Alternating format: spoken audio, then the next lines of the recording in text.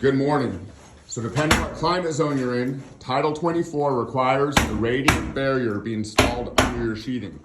So these guys here at OJ are retrofitting a radiant barrier under this old skip sheathing so that it passes our Title 24 insulation inspection. Hey Phil, what do you think radiant barrier is and where did it come from?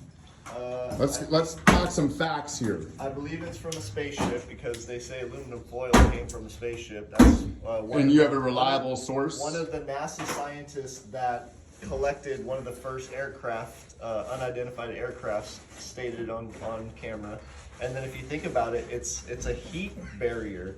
So if a UFO is projecting so much energy, there's probably a lot of heat in there, so they need it. I think you're going on a tangent, Phil. We'll have to do more research on this, but we know it works. We put it on the ceiling, and we meet our Title 24 with that. That does help deflect some of the heat, and then there's still insulation put underneath that.